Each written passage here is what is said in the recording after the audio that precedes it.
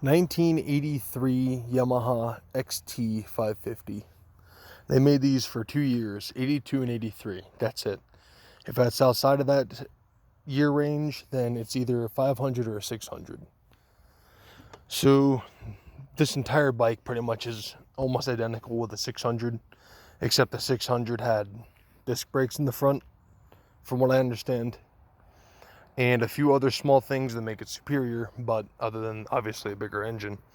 But if you're ever working on one of these, this is an XT. Somebody gutted it, so it's basically a TT now, which is an off-road version. No bells and whistles to make it road legal. And if you have a giant mess of wires like this, that's everything I pulled off the bike that it didn't need to run. That is the rectifier.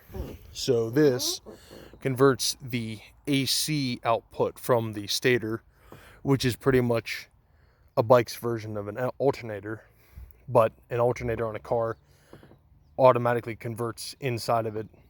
It doesn't have external parts like this, turns it into DC. That produces AC. What happens is you have two wires. I'll just bring this over. But yeah, that's how many wires I took off that it didn't need to run, if you're just trying to get this to run. So if you're looking over here, these two wires come out of the crankcase right here. These two white ones go up and connect to these two white ones. That's power from the stator into this. And then coming back out of these three wires. Hot red is hot, negative is ground. All this literally does is just goes to the battery, which has a box on this side, and it just charges the battery. This brown wire, from what I understand on the wiring diagram, is just a secondary hot for powering the electronics, so like the headlight, tail light, horn, whatever. So if you're just trying to get this to run, you don't need this. You have these three wires coming out on this specifically. It's a green, white and green, and green, white and green, and then a white and red that comes out. This is your pickup coil. This is what senses and tells the engine to spark, tells it when to spark. These two are the same thing as this pretty much. It's just AC power coming out, and this just plugs into this. Now your wire colors could be different. This is not an OEM box. This is some, I don't even know what replacement, but this is AC powered. This does not take 12 volt DC, not the bike battery. This is powered by straight AC current, high voltage AC current, probably around 125, I think, or something like that. I don't know. I heard that number one time on a forum, so take that with an entire cup of salt. But these, you're gonna have two more, so that's 1, 2, 3, 4, 5. You're gonna have 6, 7, 8, 9, 10, 11 wires coming out, at least on this model I do. 3 of these wires, in this situation they're all blue, are exclusively ground kills. So what this does is, if any of these 3 wires see ground, if these have ground, it shuts this off. This is for the kickstand safety, the neutral safety. You can't see it up there, that's the shifter. Well, actually I took it off to get the cover off, but the shifter safety for neutral, and one other safety, I forget what it was, but you don't need those to get this to run. So just unplug those 3. And then you have, again, in my situation, you have an orange and a black and white wire.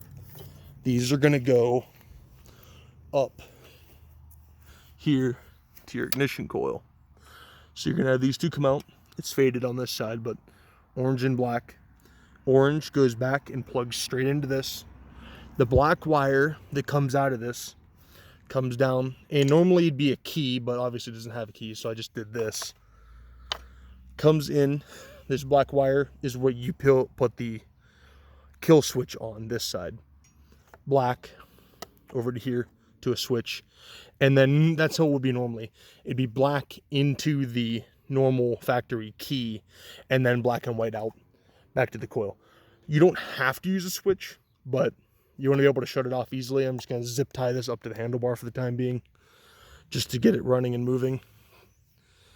But yeah, this goes orange out of the box to the coil, and then out of the coil is the black wire and goes back to the black and white side. Now, I said those 3 wires. I thought there was 4 I didn't need before. So the reason why I mentioned this is because the diagram that I found, I didn't realize, shares the ground with this. It shares the ground with this. It ties into this and then goes into the battery for the negative side.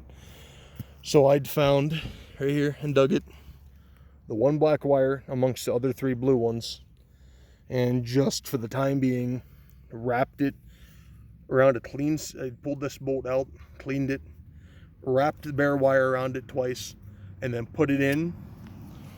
And that is everything you should need if everything's working. Your pickup coil, your ignition coil, and your CDI box. And then you want to have no ground, so off. Okay, so if this, okay, so yeah, so if this gets connected, if this has connection, then it's off.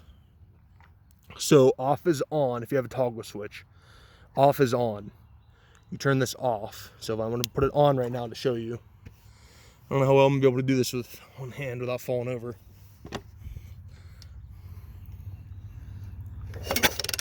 Oh, nope. Okay, it sparked 1 time.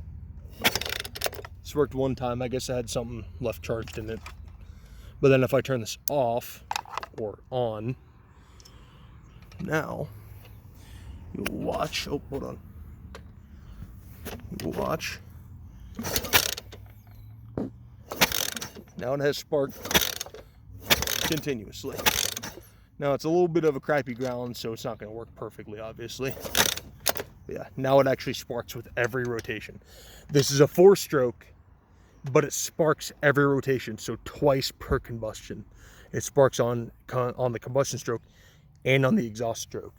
It's to help with emissions or burning any unburned stuff in it. Is stupid. And if you're kicking this over, I have the spark plug out, obviously, so it's a lot easier. Make sure your compression release is hooked up. You can watch as I push this down. This will move. See that? A little bit of movement. That tiny bit that I just had. Releases the compression. That's released right now. And then it goes back. It makes it a lot easier to kick over. Even without the spark plug in it, this thing's freaking hard to kick over. It's been sitting for a while. Bought it off a guy, claimed it ran last year. There's no way. You be quiet, I'm trying to get my own dirt bike running. But anyways, yeah, that's the ignition on this. This is an 83. And if you don't know what year it is, if you have the side covers, there's a tag, unless it peeled off or somebody took it off, which is stupid.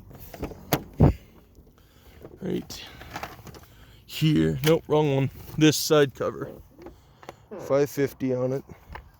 It gives you specifications, and the way you tell what year it is right here. Applicable to 83 model year. Yeah, it's for the emissions. Yeah, it's an 83. I'm pretty sure this is what that means. I don't know if it's an 82 and it's good for 83, but they only made them for 82 and 83. So I'm going to say that they probably are identical for both years. But also tells you your oil. For this specifically, says 2040 type SE. You need a special oil for this bike. It needs to be for dirt bikes and stuff that have a wet clutch.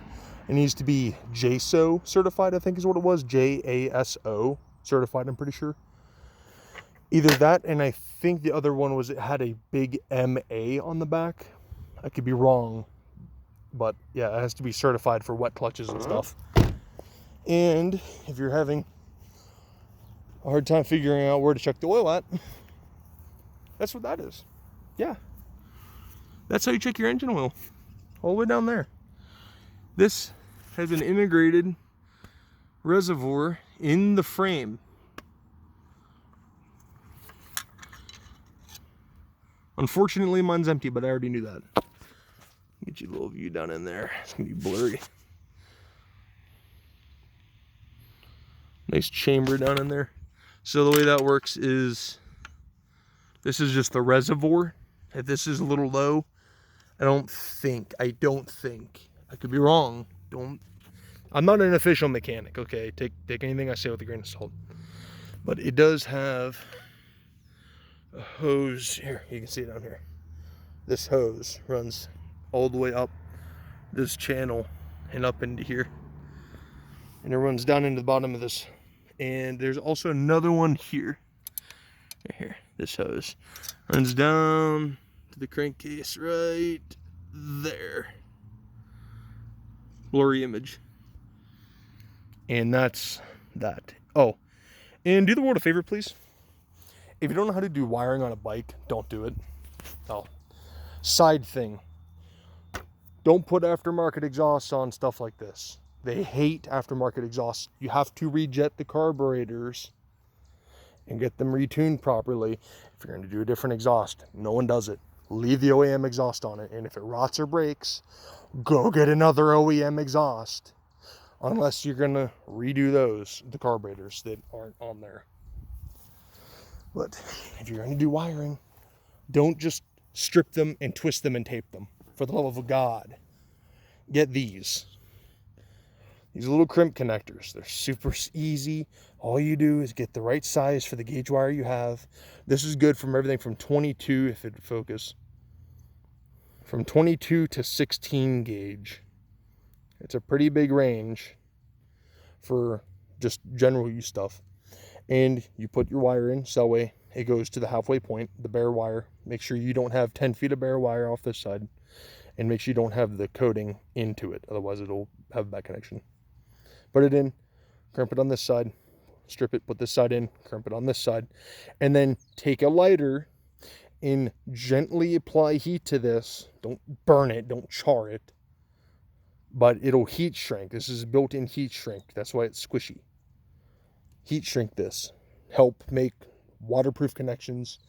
Don't do this crap where you have it freaking twisted and taped like this, and now I only have like 2 inches worth of wire to work with, because if it gets too short and I can't attach fresh wire onto this, it's basically junk, because you can't open these. And it sucks even more because this is a genuine Japanese part that came with the bike. Always keep your OEM parts if they still work, and even if they don't work, or you think they don't work, keep them around just in case, especially the carburetors. Never throw away an OEM carburetor. If you have a Mikuni carb, for the love of God, clean it. And if it's damaged beyond repair, keep it for spare parts. If you get a junk carburetor or like a cheap chintzy one, you can put the good guts from the OEM one into the new one, finger quote, that's junk. Don't just throw away good OEM parts. And also keep your connectors. I know a lot of people just want to cut these off and put their own on. Trust me, you'll get to a point where you start to appreciate these, so long as they're not freaking like brittle and cracking, just explode in your hand and make a mess. Hope this helps someone. Kind of got a little long and rambling, but I figured the more information to help people, the better.